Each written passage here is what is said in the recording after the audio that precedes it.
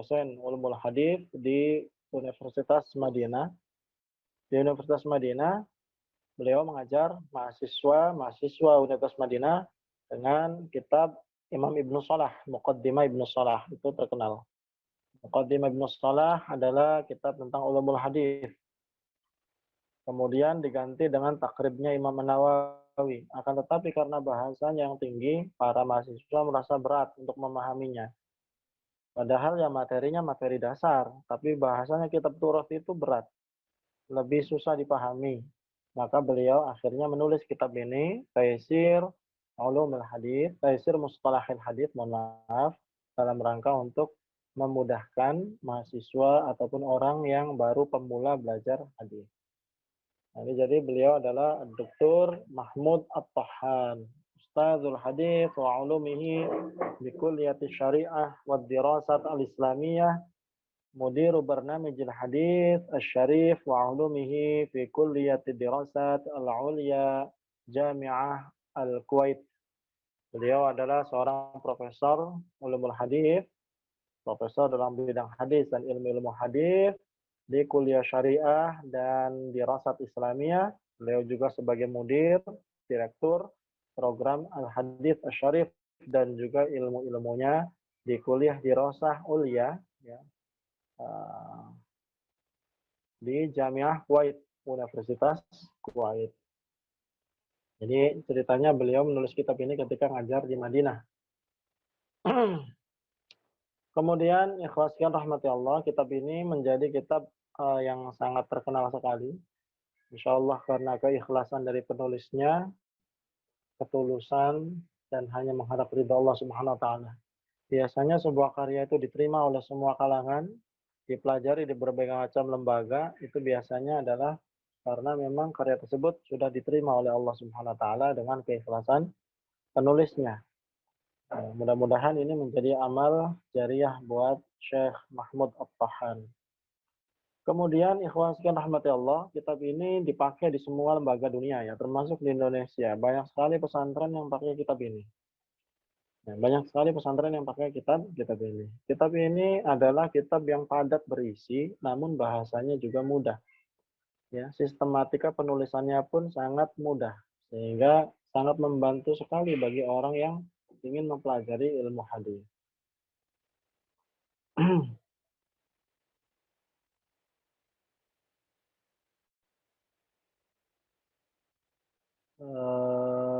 Kemudian, nah ini pendahuluan yang beliau sampaikan bahwasanya fa'indama kulliftu mundu sanawat bitadris ilmi mustalahil hadis.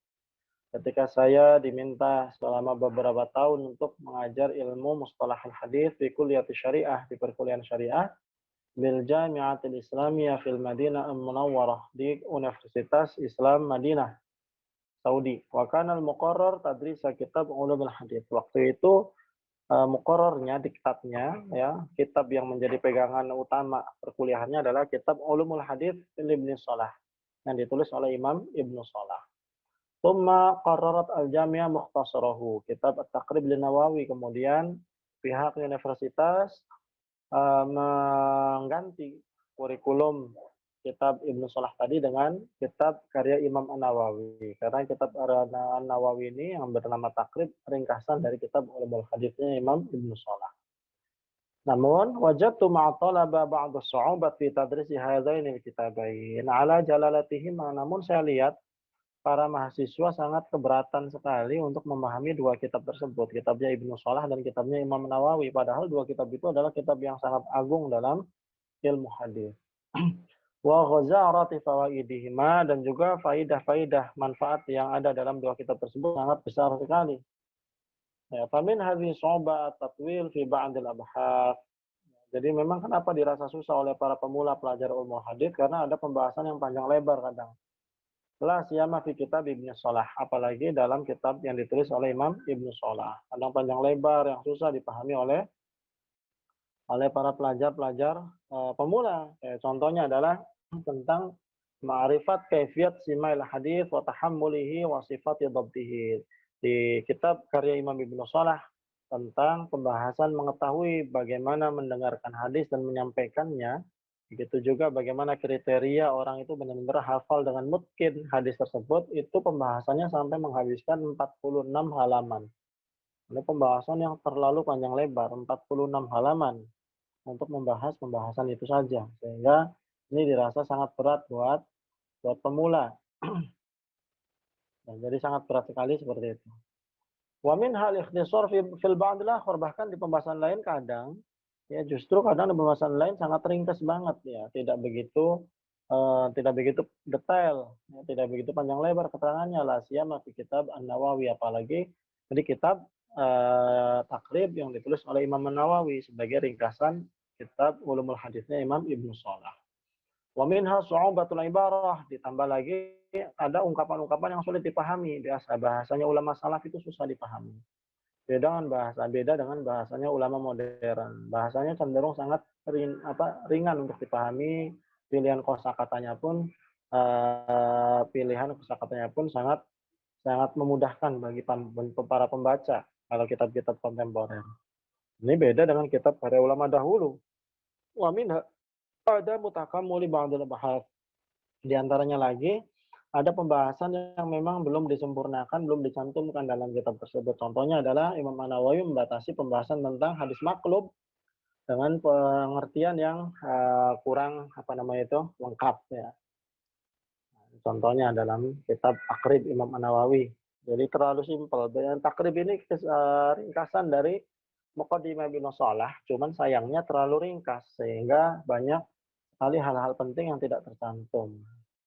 Nah, ini beberapa hal-hal yang akhirnya membuat Syekh Mahmud menulis kitab ini dalam rangka untuk mendekatkan kepada para pembelajar pemula ulumul hadis supaya mereka bisa memahami dan menguasainya. Dan kitab ini jadilah kita, alhamdulillah, dan kitab ini sudah diterjemahkan ke dalam bahasa Indonesia. Antum kalau mau beli itu sudah banyak terjemahnya. Cetakan Ummul Qura, cetakan yang lain, dan yang saya kirim PDF-nya ke antum semua itu adalah cetakan lama ya. Cetakan lama, tapi mudah-mudahan ya, bermanfaat buat antum, apalagi yang belum sempat untuk beli buku, keterbatasan tempat, keterbatasan waktu, atau keterbatasan dana. Dengan adanya PDF tidak menyurutkan antum untuk belajar. Namun yang lebih penting dari itu semua adalah bukan hanya sekedar mengumpulkan PDF atau mengumpulkan buku, tapi membaca, mempelajari, dan memahaminya, itu lebih penting. Baik, kemudian yang selanjutnya adalah wa wajadtu khairahuma min kutubil aqdamin fi hadzal fan kadzalik bal inna ba'da tilkal kutub khairu syamil li jami' ulumul hadits wa ba'daha khairu muhadzab wa la murattab wa 'udhruhum fi dzalika wa imma wuduhul umur allati tarakuha binisbah lahum aw al hajatu li tatwil ba'd al abhath binisbati li zamanihim aw ghairi dzalik mimma na'rifu aw la na'rif. Begitu juga ketika Syekh Mahmud At-Tahan melihat kitab-kitab karya ulama terdahulu yang lain, ya selain karyanya Imam An-Nawawi dan Imam Ibnu Shalah, beliau mendapatkan sekali beberapa catatan dari kitab-kitab terdahulu, kadang pembahasannya terlalu panjang lebar atau pembahasannya terlalu singkat. Karena bisa jadi di zaman itu ya dianggap maklum gitu. Sehingga nggak usah diperpanjang pembahasannya, bisa jadi. Atau bisa jadi di zaman itu perlu untuk diperpanjang pembahasannya, padahal di zaman ini kayaknya udah cukup kalau disingkat saja pembahasannya. Jadi penulisan kitab pun menyesuaikan dengan kebutuhan zamannya. Dan ternyata kitab-kitab terdahulu ketika diterapkan pada saat itu di kampus Madinah, di zamannya Syekh Mahmud At-Tahan itu kayaknya nggak memungkinkan menggunakan kitab-kitab terdahulu. Sehingga akhirnya mau nggak mau menulis sendiri sesuai dengan kebutuhan. Dan ini itu lebih baik apabila memang ditulis ikhlas karena Allah Subhanahu wa taala sesuai dengan target dan tujuan, lebih lengkap, lebih memudahkan. Dan alhamdulillah ternyata kitab ini pun tersebar ke seluruh dunia. Baik itu cetakan lokal dan cetakan internasional, cetakan luar negeri ada semua. Jadi kalau pengen punya kitab Arab yang cetakan lokal, antum bisa harga 30-40 ribu dapat. Kalau mau cetakan impornya kitab ini memang mahal. Yang saya kirim PDF-nya ke antum itu impornya kitab ini cetakan yang saya kirim PDF-nya ke antum itu harganya 120.000 ke atas kalau tidak salah, 100.000 lebih. Jadi subhanallah kitab ini sudah dicetak lokal dan juga impor sehingga bisa dinikmati oleh seluruh kalangan. Dan yang luar biasanya kitab ini diterima oleh seluruh kalangan, baik kalangan tradisionalis maupun kalangan modernis. Mau jadi jadi rujukan mereka untuk belajar ilmu hadis. Nah, ini makanya kemudian disampaikan oleh beliau, "Fara'aitu an adha'a baina aidi talaba fi kulliyati syariah kitaban sahlan fi mustalah al-hadis wa 'ulumihi." Maka saya akhirnya mantap untuk menulis ya kitab yang sangat mudah bahasanya, pemahamannya dalam mustalah al-hadis dan ilmu-ilmunya yang dipersembahkan untuk mahasiswa-mahasiswa kuliah syariah, ya prodi syariah yang mana waktu itu belajar tentang ilmu hadis. Yassiru alaihim fahma qawaidi hadzal fan, memudahkan mereka memahami kaidah-kaidah ilmu mustalah hadis, juga untuk memahami mustalah-mustalahnya, istilah-istilahnya. Wa dzalika bi taqsimi kulli bahtsin ila faqaratin. Ya, jadi Syekh Mahmud At-Tahan membahas pembahasan dalam kitab ini dengan membagi. Ya, ada beberapa pembagian-pembagian yang secara berkesinambungan. Mulai dari definisinya, contohnya, bagian-bagian atau macam-macamnya. Kemudian dia tutup dengan kitab-kitab yang menjelaskan tentang pembahasan itu apa saja. Kullu dzalika bi'ibaratin sahlah, semuanya itu digunakan, jadi semuanya itu menggunakan bahasa yang mudah dipahami. Wa uslubin ilmiyyin wadih, dan dengan bahasa ilmiah yang jelas. Laisa fihi ta'qid wala ghumud, tidak ada bahasa yang susah ataupun yang jelimet-jelimet. Ya. Wa lam u'arrij 'ala katsirin minal khilafati wal aqwali wa bastil masail, dan sengaja di kitab ini tidak menampilkan banyak khilafiyah, pendapat-pendapat ya. Karena memang supaya sederhana dan mudah untuk dipahami. Karena mura'atan lil hisas az-zamaniyah al-qalila al-mukhassasa li hadzal ilmi fi kulliyati syariah wa kulliyati dirasah al-islamiyah. Jadi seperti itu latar belakang penulisan kitab ini. Akan tetapi beliau juga memahami bahwasanya kitab ini lastu ara anna hadzal kitab yughni an kutubil ulama al-aqdamin fi hadzal fan. Beliau juga memahami bahwasanya kitab ini tidaklah bisa dikatakan sebagai kitab yang bisa mencukupkan bagi pembacanya untuk mendapatkan semua ilmu dari kitab-kitab yang sudah ditulis ulama-ulama terdahulu. Enggak seperti itu juga. Jadi Syekh Mahmud At-Tahan memahami betul bahwasanya kitab ini ya beda dengan kitab-kitab ulama dulu. Jelas ulama dulu ilmunya lebih banyak. Manfaat faedahnya lebih banyak. Jelas itu nggak mungkin tertandingi. Ya karena memang ulama-ulama besar yang menulis, hidupnya juga masih dekat dengan zaman keemasan. Beliau juga memahami, tapi kitab ini kalau buat orang zaman sekarang insya Allah cocok. Seperti itu intinya. Kemudian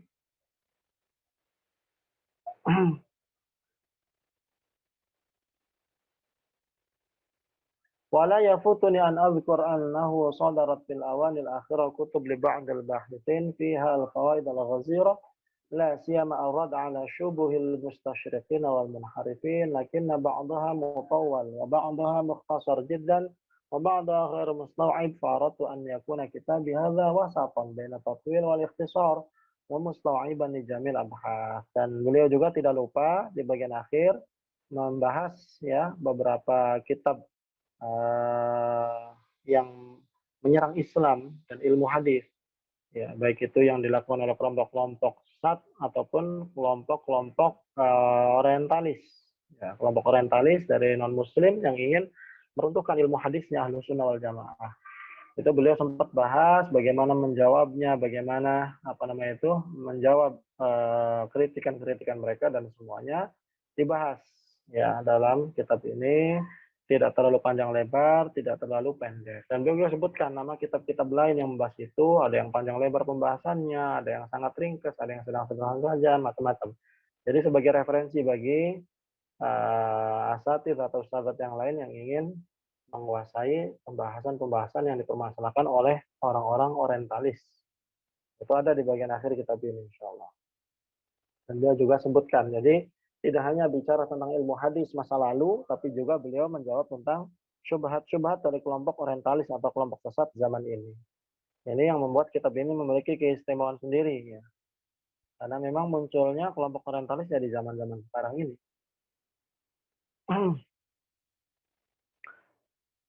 Kemudian yang selanjutnya adalah di kitab ini juga dilengkapi dengan adanya bagan-bagan ya, tasjir, ada skema-skema yang memudahkan untuk dihafalkan bagi para pemula yang mempelajari ilmu ini. Selanjutnya adalah wa kana jullu i'timadi fil madda al-ilmiyya ala ulumil hadits Ibnu Shalah wa mukhtasarihi at-Taqrib an-Nawawi wa syarhihi at-Tadrib lis-Suyuti. Kitab ini itu referensi utama penulisannya, rujukan utamanya adalah dari kitabnya Imam Ibnu Shalah, Imam An-Nawawi, dan juga Imam As-Suyuti. Jadi Imam Ibnu Shalah punya kitab Ulumul Hadits diringkas oleh Imam An-Nawawi dengan nama At-Taqrib. At-Taqrib sangat pendek sekali, sangat ringkas sekali, kemudian disyarah, diberi penjelasan panjang lebar oleh Imam As-Suyuti dengan nama At-Tadrib. Nah, ini yang menjadi rujukan penulisan kitab Taisir Mustalahul Hadis ini adalah dari beberapa kitab yang paling utama adalah rujukan primernya adalah tiga kitab ini, yaitu Ulumul Hadis, kemudian At-Taqrib, dan juga At-Tadrib. Imam As-Suyuti. Kemudian baru beliau mencantumkan di pembukaan ini di bagian awal muqaddimah membahas apa saja, bab pertama, bab kedua. Ya, bab pertama tentang masalah khobar, bab kedua tentang jarh ta'dil, bagaimana kita bisa menilai seorang perawi ini bermasalah atau tidak, itu ilmunya namanya jarh ta'dil. Kenapa disebut ulumul hadis? Karena di dalamnya banyak ilmu. Ulum itu jama'. Ilmun, ilmani, ulum. Jadi ulumul hadis itu isinya adalah ilmu-ilmu hadis. Di dalamnya ada mustalah hadis, ada ilmu mustalah hadis, ada ilmu jarh wa ta'dil, ada ilmu illat hadis. Banyak ilmu-ilmu yang lain. Nah, itu semuanya kumpulan jadi ulum. Bab yang ketiga tentang riwayat dan juga dasarnya, bab yang keempat tentang sanad, terus mengetahui para perawi. Ya, memahami para perawi-perawi hadis. Itu di bab yang keempat.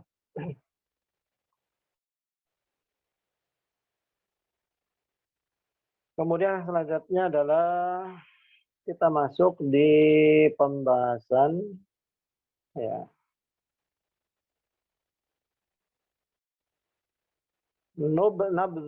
nubzah tarikhiyah an nash'ati ilmi al-mustalah, nubzah tarikhiyah an nash'ati ilmi al-mustalah wal atwar allati marra biha.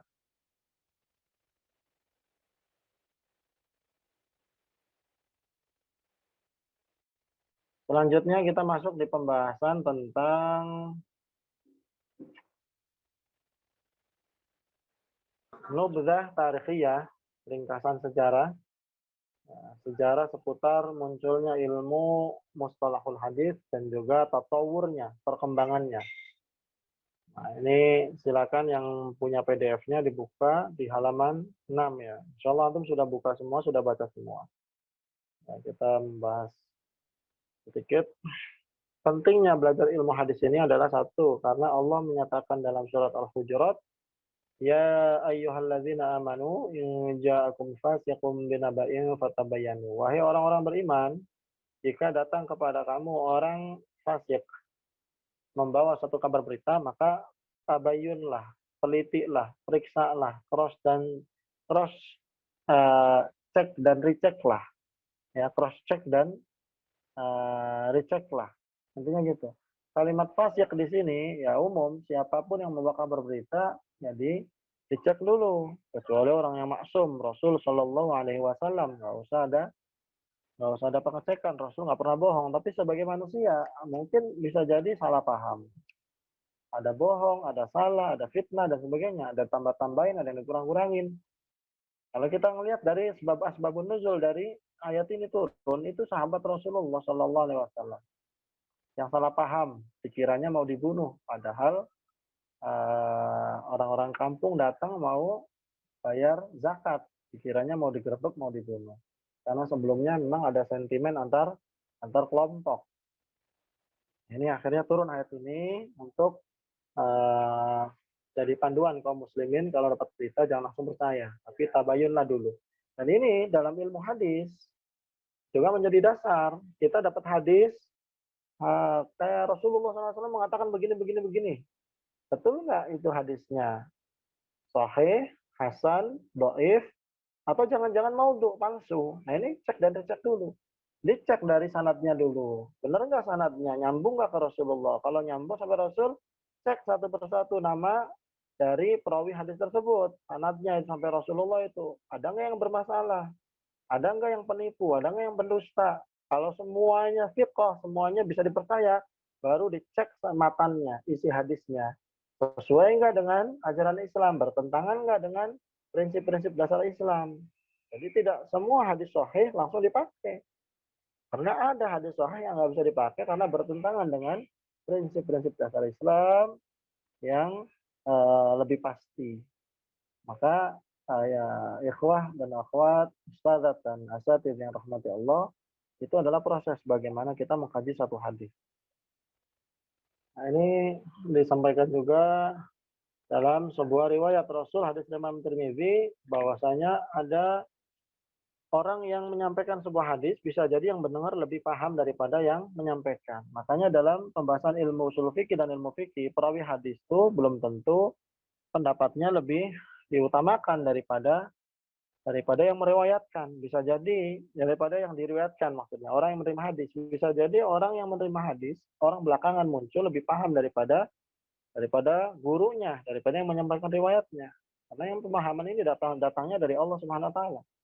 Maka kalau kita lihat mazhab-mazhab fikih ya, dan juga ulama-ulama hadis kebanyakan tuh mereka bermazhab pada mazhab fikih. Ini menunjukkan bahwasanya orang yang meriwayatkan hadis belum tentu memahami semua hadis yang diriwayatkannya. Maka mereka mawas diri di zaman salaf, dikembalikanlah kepada para fuqaha, para mujtahid, ulama-ulama ijtihad dari kalangan para ahli fikih. Akan tetapi tidak sedikit juga para ulama mujtahid ahli fikih yang juga ahli hadis. Contohnya ulama mazhab 4, semuanya itu ahli hadis semua. Imam Abu Hanifah ahli hadis, ahli fikih. Imam Malik apalagi ahli hadis, ahli fikih. Imam Syafi'i apalagi ahli hadis, ahli fikih. Imam Ahmad begitu juga ahli hadis, ahli fikih. Nah, kita sudah bahas mazhab fikih ada 80 lebih jumlahnya. Kita tahu ya 4 ya umumnya. Yang lain-lain juga sama. Banyak sekali yang ahli hadis. Ada Imam Ishaq bin Rahawai, Imam Sufyan bin Uyainah, Sufyan Ats-Tsauri, Imam Imam Ibnu Jarir Tabari, Imam Daud Al-Zahiri dan lain-lain. Jadi bisa jadi orang lain lebih paham daripada kita yang menyampaikan. Ini sebagaimana hadis dari Imam Tirmizi. Ya, mungkin saja orang yang membawa berita lebih faqih, lebih paham daripada orang yang menerima berita. Bisa jadi. Nah, bisa jadi. Dan mungkin pula orang yang membawa berita tidak lebih faqih daripada orang yang menerima berita. Bisa jadi kebalikannya. Karena sekali lagi pemahaman itu adalah hak prerogatif Allah Subhanahu wa taala mau diberikan kepada siapa. Kemudian selanjutnya adalah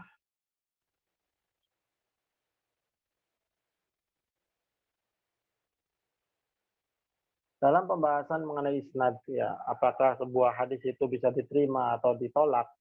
Ya, dalam pendahuluan kitab Sahih Muslim, Imam Muslim mengutip perkataan Imam Ibnu Sirin, yaitu ulama ahli tafsir mimpi dari kalangan tabi'in. Imam Ibnu Sirin mengatakan bahwasanya dulu para sahabat Rasulullah SAW tidak pernah menanyakan sanadnya hadis ini itu siapa yang meriwayatkan, perawinya thiqah terpercaya apa tidak. Dulu di zaman sahabat nggak pernah ditanya hadis yang disampaikan itu siapa perawinya, bagaimana kondisi dan sebagainya.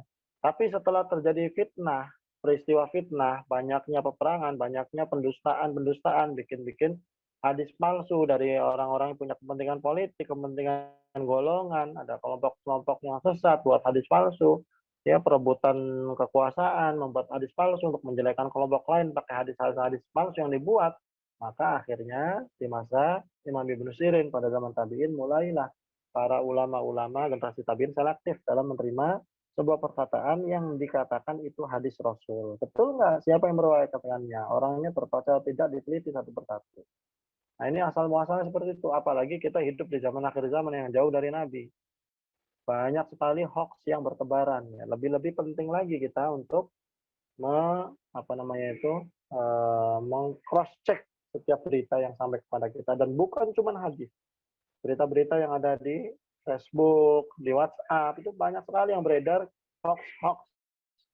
Tinggal ditulis di bawahnya dokter fulan dari kampus fulan, padahal belum tentu. Bisa jadi itu adalah cuman sekedar mencantumkan nama, dan itu sering terjadi setelah di cross check. Orang-orang yang tidak bertanggung jawab, ya. Makanya harus perlu adanya ilmu jarh wa ta'dil. Ya. Jadi berita itu dipastikan betul atau tidak, maka perlu dicek sanadnya. Ketika dicek sanadnya, maka dicek orangnya. Maka di sini untuk mengetahui orang ini bisa diterima atau tidak periwayatannya, kita butuh ilmu namanya jarh wa ta'dil. Nah, ilmu jarh wa ta'dil ini ilmu untuk menilai orang itu mulus atau bermasalah. Nih, ya. Kita harus cek nanti orangnya bermasalah atau tidak, nyambung apa enggak, mutasil atau muqati, ya. Dia itu dapat dari gurunya, bener enggak ketemu sama gurunya, atau jangan-jangan cuma ngaku-ngaku itu gurunya saja. Ini penting, jadi ada ilmu jarh wa ta'dil. Kemudian setelah betul bahwasanya sanadnya nggak bermasalah, perawinya nggak bermasalah, cek matanya. Bertentangan tidak dengan kaidah-kaidah yang pasti dari syarat ini, sudah dimansuh atau masih berlaku, sudah dihapus ketentuannya atau masih berlaku. Nah ini betul-betul harus menguasai semua tentang ini. Nah, apakah kalimatnya am yang ditaksis dan lain-lain. Kemudian masalah itu semakin berkembang, lama-lama hadis ini mulai ditulis dan dibukukan, tapi masih terserak di berbagai tempat dalam kitab-kitab lain yang bercampur dengan ilmu lain. Ilmu hadis nyampur ke ilmu ushul fikih, ya, nyampur jadi satu. Contohnya di kitab Risalah Imam Syafi'i. Di kitab Risalahnya Imam Syafi'i dan kitab Al-Um itu di situ ada ilmu, ada hadis, ada fikih, ya, di Risalah ada usul fikih, bahas juga tentang ulumul hadis. Masih dulu di zaman itu, di zaman salaf Imam Syafi'i itu masih bercampur. Beliau adalah tabi'in. Masih bercampur antara ilmu hadis dengan ilmu-ilmu yang lain. Sampai akhirnya mencapai puncak kematangannya, ilmu ini terpisah, dibahas sendiri dalam satu disiplin ilmu sendiri, namanya ilmu ulumul hadis. Ya, ulumul hadis, ilmu-ilmu hadis, mustalahul hadis salah satunya. Nah, ini orang yang pertama menyusun kitab ini adalah Qadhi Abu Muhammad Hasan bin Abdurrahman bin Khalad Ar-Rama Hurmuzi tahun 360 Hijriah. Berarti sudah lewat zaman salaf. Ini ulama abad yang wafat di zaman khalaf. Imam Ar-Rama Hurmuzi. Ini beliau lah yang menyusun kitab Ulumul Hadis dengan namanya itu dengan tersusun rapi dan mandiri, tidak dicampur dengan pembahasan ilmu-ilmu yang lain. Nama kitabnya yang beliau tulis adalah kitab Al-Muhaddits Al-Fasil Bainar Rawi wal Wa'i. Itu kitabnya. Antum ingat-ingat siapa orang pertama kali menyusun ilmu hadis secara lengkap, ya, dan terpisah dari ilmu yang lain, yaitu Imam Ar-Rama Hurmuzi. Ilmu hadis, bukan hadis loh ya. Kalau hadis beda lagi. Pengumpulan hadis itu ada sudah di zaman tabi'in, perintah dari Umar bin Abdul Aziz. Hadis dengan ulumul hadis beda. Kalau hadis ya perkataan Rasul, perbuatannya, ucapannya, takrirnya, sifatnya, itu baru hadis, bunyi hadis. Jadi bunyi-bunyi hadisnya sudah dibukukan di zaman tabi'in. Tapi ulumul hadisnya adalah di zaman abad keempat Hijriah oleh Imam Ar-Rama Hurmuzi. Kemudian itu cerita awal. Jadi tolong diingat-ingat kisah tentang penghimpunan ilmu hadis. Kalau penulisannya sudah ada dari zaman salaf, cuman masih digabung dengan ilmu yang lain. Tapi ketika penulisannya sudah mandiri dari satu disiplin sendiri, yaitu di zamannya Imam Ar-Romahur-Muzi.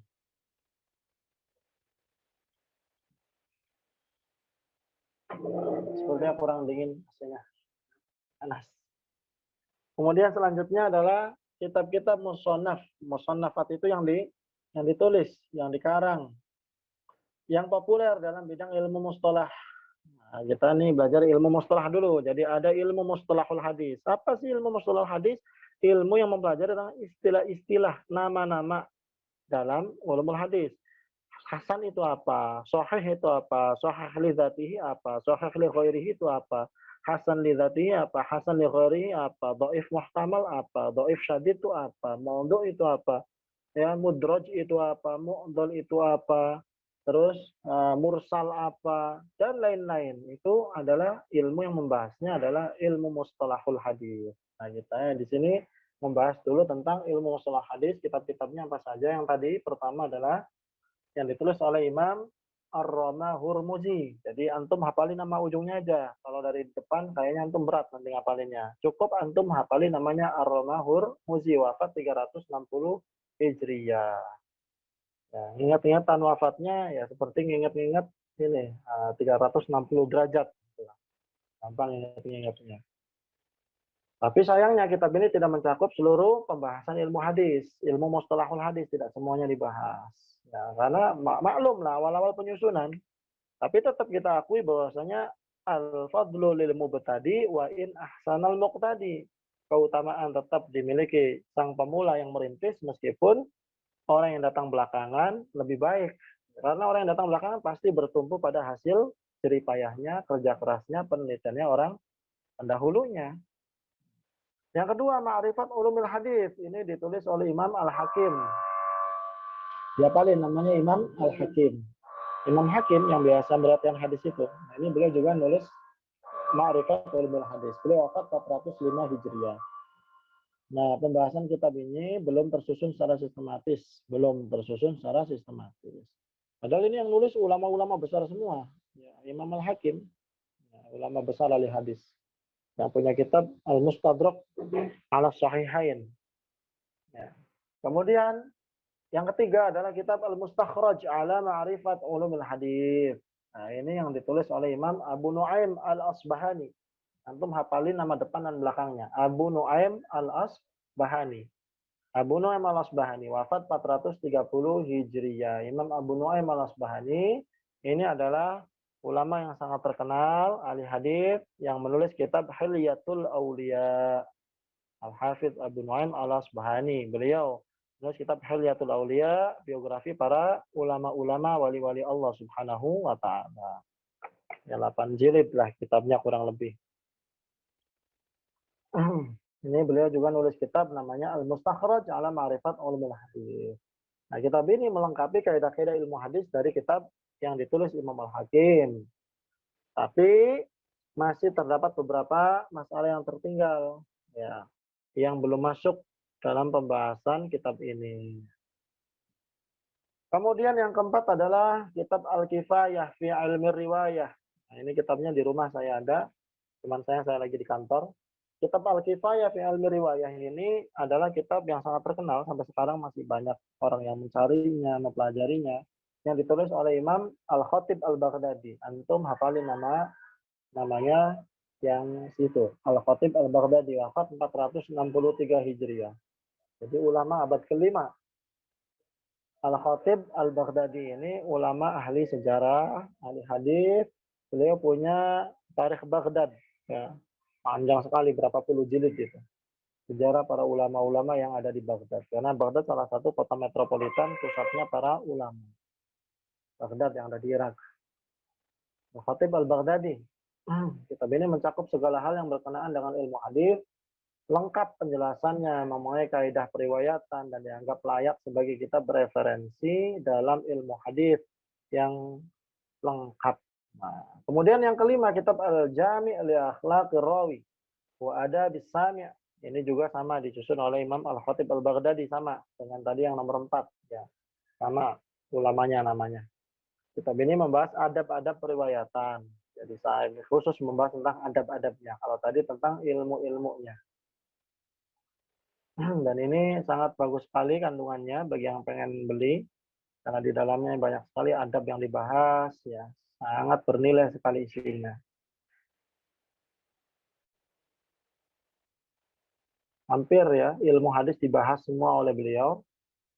Hampir dikatakan ya bahwasanya sangat sedikit sekali cabang ilmu hadis yang tidak tersentuh oleh pembahasan beliau. Insya Allah semuanya beliau bahas semua kecuali sedikit kan. Maka sampai Imam Al-Hafidz Abu Bakar Ibnu Nuqtah mengatakan ya, setiap seorang muhaddisin yang menulis kitab setelah Al-Khatib Al-Baghdadi, setelah Imam Al-Khatib Al-Baghdadi, pasti ulama-ulama hadis yang menulis tentang hadis merujuk kepada salah satu kitab-kitab beliau. Karena memang dirasa sangat lengkap sekali kitab yang ditulis oleh beliau. Kemudian yang keenam adalah kitab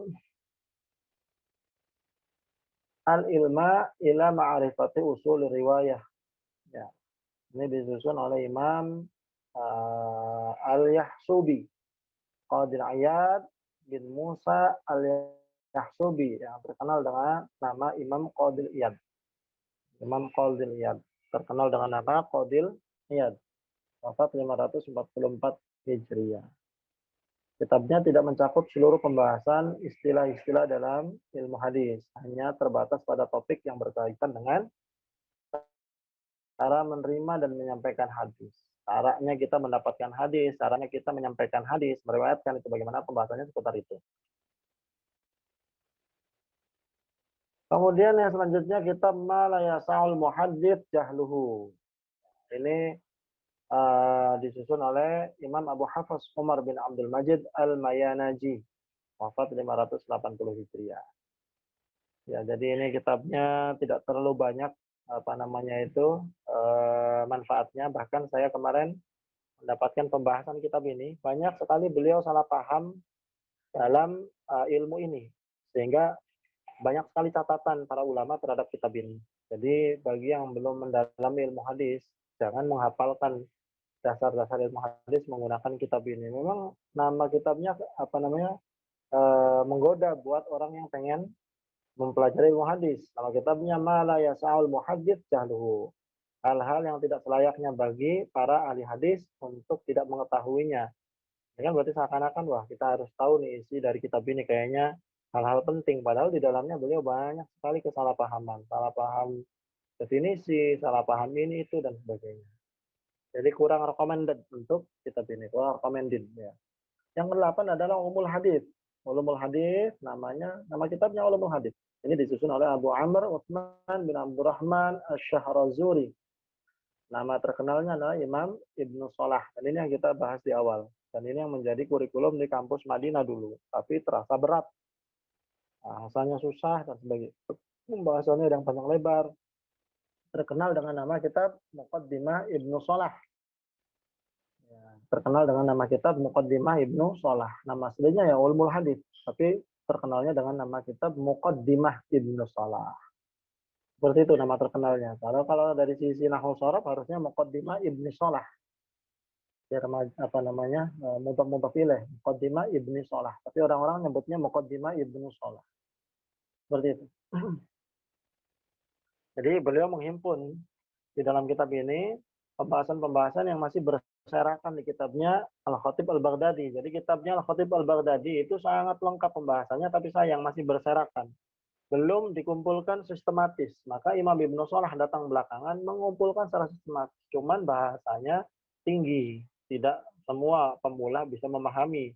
Begitu juga kadang pembahasannya panjang lebar. Sehingga dianggap membuat bosan para pemula untuk mempelajarinya. Ini sangat lengkap sebenarnya kitab ini. Kemudian setelahnya adalah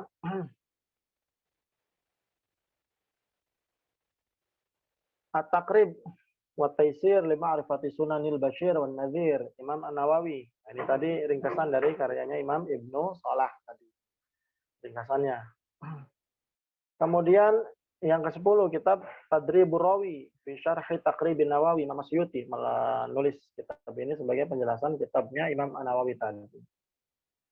Dan di dalamnya banyak sekali faedah yang bermanfaat. Saya sarankan bagi antum yang pengen mendalami ulumul hadis setelah belajar tafsir mustalah hadis, antum pahami betul kitab Tadribur Rawinya Imam Asyuti ini. 2 jilid.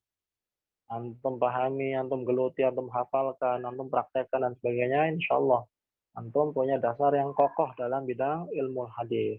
Ya, meskipun bukan jadi muhaddis karena jauh. Untuk jadi muhaddis, ahli hadis, pakar hadis ya masih banyak lagi kitab selanjutnya yang harus dikuasai. Belum lagi prakteknya, bukan cuma ilmu. Jadi kita belajar ilmu hadis ini kayak kita belajar nyopir, kayak kita belajar nyetir mobil atau nyetir motor di ruangan kelas. Kita belajar ini teorinya gini, nanti kalau ketemu belokan belok ke sini. Kalau ada kucing, antum rem, ya ngeremnya jangan terlalu kencang, pelan-pelan saja, atau bisa langsung kencang kalau sudah mendadak banget. Itu teori. Nggak mungkin bisa antum langsung lancar menggunakan motor atau mobil hanya dengan teori di kelas. Lancarnya harus praktek. Begitu juga ilmu hadis ini, kalau tidak ada mumarosah, tidak ada praktek, bagaimana menganalisa hadis, bagaimana menentukan status hadis ini hasan dhaif atau tidak, meneliti para perawi-perawinya, mentakhrij hadis, mengelacak hadis ini riwayatnya adalah imam siapa saja yang meriwayatkan, antum nggak bakal bisa jadi ahli hadis. Kalau cuma ngapalin teori kitab, nggak bakal bisa. Jadi ini sebenarnya ilmunya adalah ilmu praktik sebenarnya. Dan ini teori ini adalah sebagai permulaannya. Selanjutnya adalah kitab Nazmud Durar fi Ilmil Athar. Ini ditulis oleh Imam Al-Iraqi. Imam Zainuddin Al-Iraqi. Jadi antum hafalkan nama depannya karena ada Imam Al-Iraqi itu ada 2. Bapak dan anak. Sama-sama disebutnya Al-Iraqi. Nah ini antum hafalkan untuk membedakannya. Yang pertama Zainuddin Al-Iraqi. Wafat 806 Hijriah. Ini kitabnya terkenal dengan Alfiyah Al-Iraqi. 1000 bait tentang ilmu hadis. Itu alfiyah. Jadi ada alfiyah ilmu nahwu, ada juga alfiyah ilmu hadis. Ini sistematika penulisan baru ya, tentang penulisan ilmu hadis. Kemudian ada kitab Fathul Mughith fi Syarhi Alfiyatul Hadis.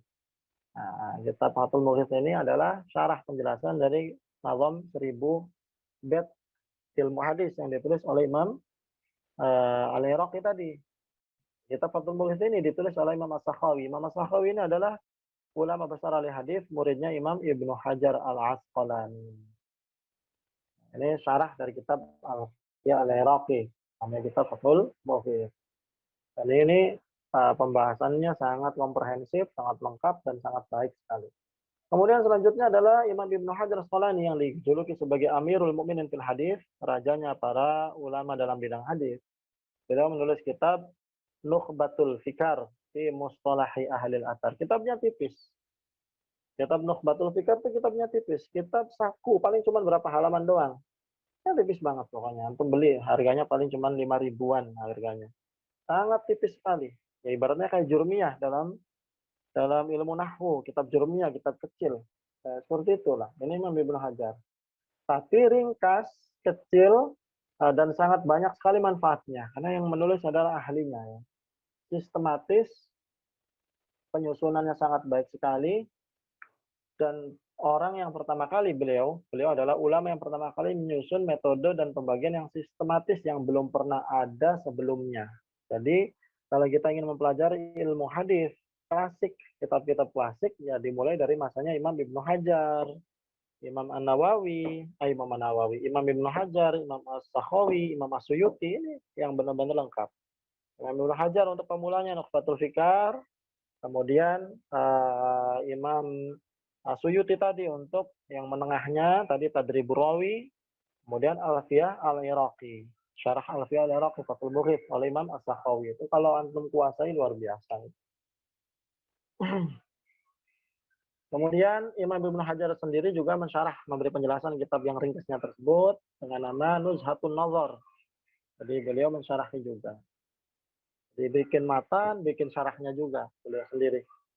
Dan yang selanjutnya adalah kitab Manzuma Baiquniyah, terkenal dengan nama kitab Baiquniyah. Ini adalah nazam tentang ilmu hadis yang sangat simpel sekali, terkenal ya, ditulis oleh Imam Al-Baiquni. Kitabnya ringkas, tidak lebih dari 34 bait, hanya 34 bait doang, 34 nazam. Sangat sedikit sekali, ringkas, tapi sangat bermanfaat dan populer. Untuk kalau seandainya ujian suruh menjelaskan apa itu hadis dhaif, pakai jawabannya nazam Baikuni, ya itu sudah lengkap, itu sudah luar biasa.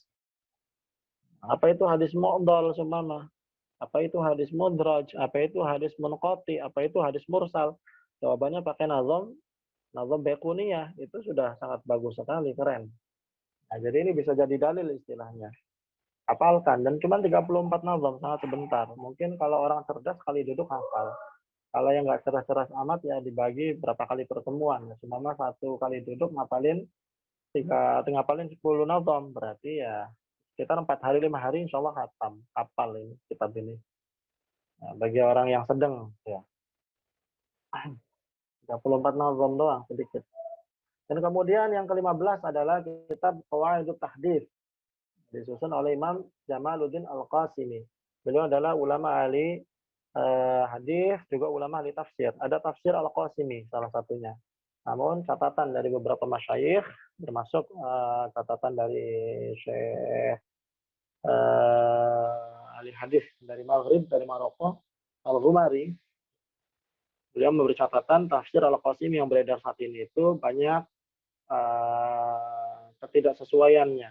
Ya, ada beberapa catatan di dalamnya yang sekiranya tidak mungkin Imam Al-Qasimi itu menulis pemahaman seperti itu. Jadi sepertinya ada susupan-susupan yang tidak benar. Catatan dari sebagian ulama besar tentang tafsir Al-Qasimi. Dan ini Imam Al-Qasimi wafat 1332 Hijriah. Jadi ya sekitar 100 tahunan yang lalu. Sekarang 1443 Hijriah ya, atau 44 Hijriah, atau 43 Hijriah. Jadi sudah 100 sekian tahun yang lalu ini kita punya 110 ya, sekian 110 tahunan yang lalu lebih. Imam Al-Qasimi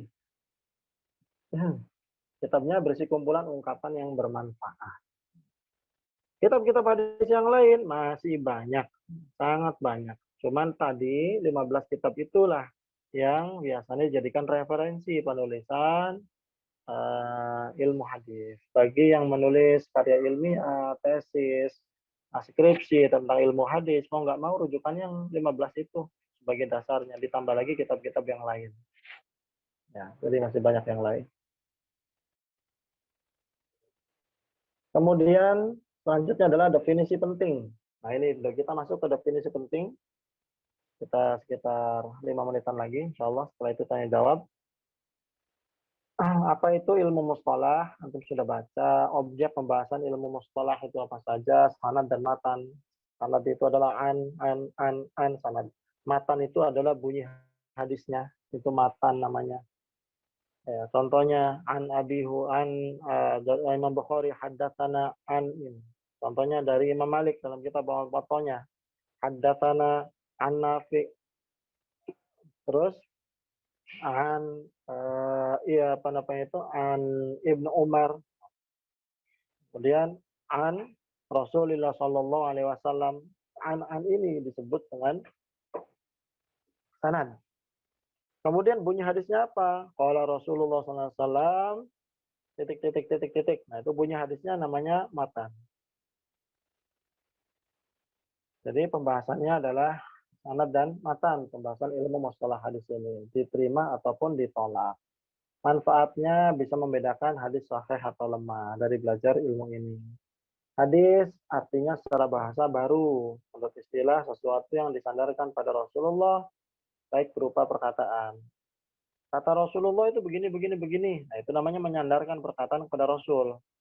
Nah, itu hadis. Tapi betul nggak? Sahih apa hasan apa dhaif atau jangan-jangan maudhu palsu? Nah itu baru diteliti. Jadi hadis itu menyandarkan ucapan pada Rasulullah. Atau perbuatan. Rasulullah itu kalau jalan cepat banget, cek kayak orang turun dari tangga. Rasul nggak ngomong, cuman cerita tentang perbuatan Rasul. Itu hadis juga. Begitu juga takrir. Rasulullah SAW diam ketika ada sahabat yang makan dob. Dob ini diartikan oleh orang Indonesia adalah biawak. Padahal bukan biawak. Banyak penerjemahan yang salah kaprah. Di Indonesia semua menerjemahkan dob biawak. Bukan biawak. Dob itu adalah binatang yang ada di padang pasir. Di Sudan banyak sekali ya. Di daerah gurun, daerah padang pasir. Bentuknya itu seperti biawak, tapi bukan biawak dia. Hidupnya bukan di air. Dia di gurun, daerah panas. Nah, ekornya biawak itu halus. Kalau dob ekornya justru seperti buaya. Ya, lancip-lancip, runcing-runcing ekornya seperti itu. Tapi dia kecil. Itu bisa dimakan bagi yang mau.